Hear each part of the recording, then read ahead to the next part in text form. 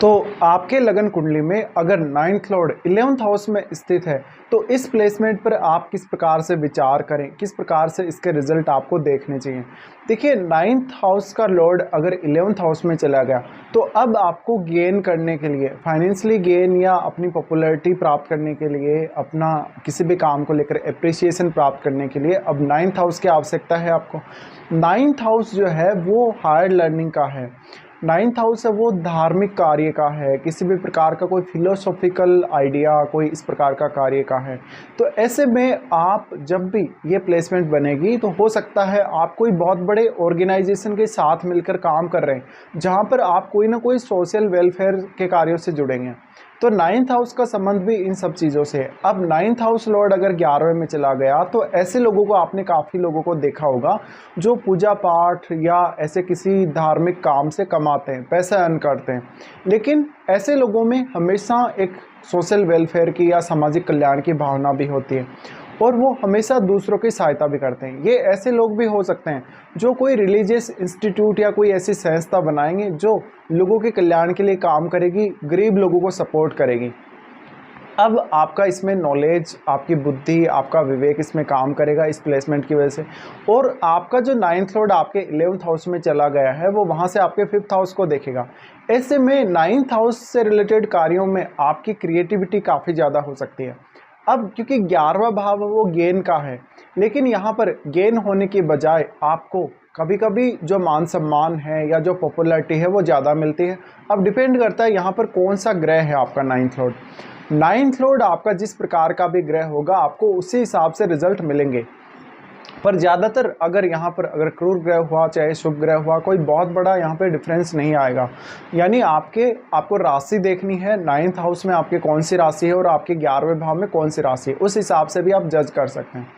अब आपका ninth Lord अगर 11वें भाव में चला गया, मतलब आपने जो कुछ भी ज्ञान ग्रहण करा है, जो कुछ भी आप में विवेक है, जो कुछ भी आप में क्षमता है, या आप में कोई आपकी ऐसी धारणा है या कोई ऐसा आपका विचार है बहुत यूनिक जो है, उसकी वजह से आपका मान सम्मान रहेगा, आपकी प्रतिष्ठा रहेगी, लोग आपको जानेंगे, पहचानेंगे, या उस पर्टिकुलर विचारधारा की वजह से आपका नाम होगा।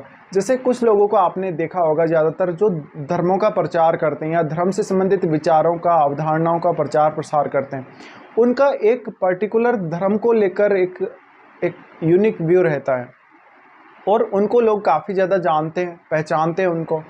तो ऐसे में आप बहुत ही ज़्यादा एक विद्वान के तौर पे सामने आ सकते हैं। ऐसे में आप लोगों को सामूहिक रूप से गाइड कर सकते हैं, आप में गाइड करने की क्षमता भी होगी, आप में लोगों को कुछ सिखाने की क्षमता भी होगी। अब इसका असर आपकी संतान पर भी पड़ेगा, क्योंकि नाइन्थ लॉर्ड जो आपके 11th हाउस में गए वो आपके 5th हाउस को एस्पेक्ट कर रहा है। अगर जुपिटर जैसा ग्रह है तो वो कुछ दूसरे भावों को भी एस्पेक्ट करेगा, या अगर मंगल जैसा ग्रह है तो वो भी कुछ दूसरे भावों को भी एस्पेक्ट करेगा, आपको उनको भी देखना है। बट क्योंकि लगभग सभी ग्रह अपने से 7वें भाव को एस्पेक्ट करते ही हैं, इस वजह से हम 7वें एस्पेक्ट को ही यहाँ देख रहे हैं। अब 5वें भाव को अगर देखेगा नाइन्थ लॉर्ड तो ऐसे में आपके लिए 5th हाउस से रिलेटेड कार्यों में भी आपका लक बहुत ज़्यादा काम करेगा। इससे इस बात की संभावना है कि आपका जो संतान होगी, संतान आपके लिए काफ़ी लकी साबित होगी। आपका जो सोचने का तरीका है वो बहुत ही ऑप्टिमम लेवल का हो सकता है, आप बहुत मैच्योर हो सकते हैं। अगर जुपिटर जैसा ग्रह है तो आप में मैच्योरिटी बहुत अधिक हो सकती है।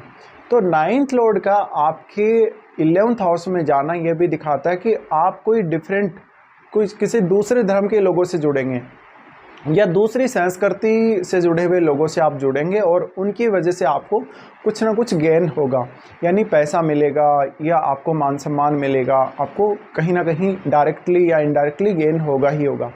अब लेकिन ये जो नाइन्थ लॉर्ड का 11वें भाव में बैठना है वो आपको एक बहुत ही ज़्यादा समझदार व्यक्ति के तौर पे भी दिखाता है, और व्यक्ति हमेशा नैतिकता के तौर पे हमेशा आगे रहता है। हमेशा वो किसी भी प्रकार का ऐसा कोई काम नहीं करेगा जिसमें वो लोगों को लूटता हो, लोगों को धोखा देता हो, लोगों के साथ चीट करता हो।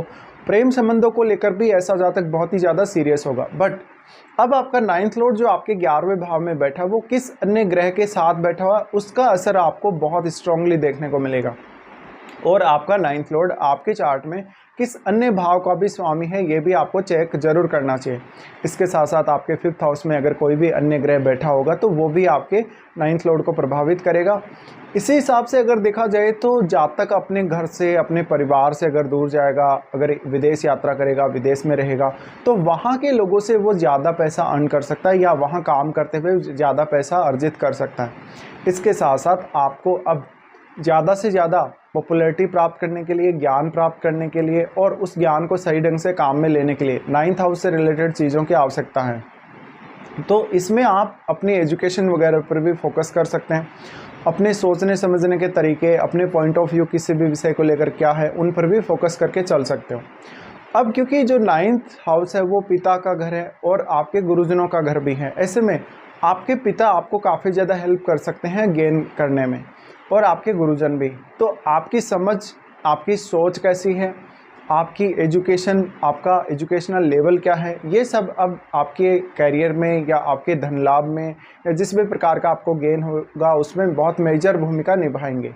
तो इसी हिसाब से आपको विचार करना। और अगर मान लीजिए आपका 9th लॉर्ड अगर 11वें में है और वहीं किसी अन्य ग्रह का भी युति है साथ में, तो उस ग्रह का बहुत ही स्ट्रॉन्ग इम्पैक्ट पड़ेगा।